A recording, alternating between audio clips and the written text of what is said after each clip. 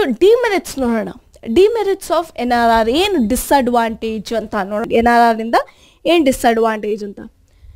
It assumes constant rates of fertility and the mortality over a generation. In actual life, both rates goes on changing. Main thing ಇಲ್ಲಿ ಏನಾಗುತ್ತೆ ಅಂದರೆ ಏನಾದ್ರು calculate ಮಾಡಬೇಕಾದ್ರೆ ನಾನು ಆಗಲೇ ಅಂದೆ fertility rate mortality rate consider ಆಗುತ್ತೆ ಅಂತ.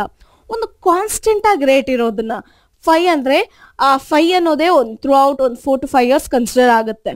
ಬಟ್ ಆ್ಯಕ್ಚುಲ್ ಆಗಿ ರಿಯಲ್ ಲೈಫಲ್ಲಿ ಏನಾಗ್ತಿರುತ್ತೆ, ಈ ವರ್ಷ ಜಾಸ್ತಿ ಮಾರ್ಟಾಲಿಟಿ ರೇಟ್ ಇತ್ತು ಅಂದರೆ ನೆಕ್ಸ್ಟ್ ವರ್ಷ ಜಾಸ್ತಿ ಕಮ್ಮಿ ಆ ಥರ ಚೇಂಜ್ ಆಗ್ತಾ ಹೋಗುತ್ತೆ ವರ್ಷದಿಂದ ವರ್ಷಕ್ಕೆ.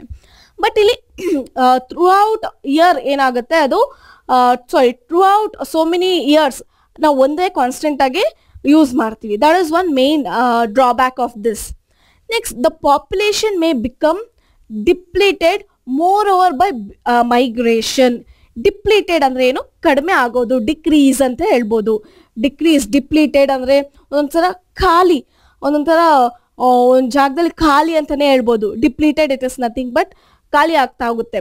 ಬೈ ಮೈಗ್ರೇಷನ್ ಅಂದರೆ ಏನು, ಡ್ಯೂ ಟು ಒನ್ ಪ್ಲೇಸಿಂದ ಇನ್ನೊಂದು ಪ್ಲೇಸ್ಗೆ ನಾವು ಮೂವ್ ಆಗ್ತೀವಿ ಅಲ್ವಾ.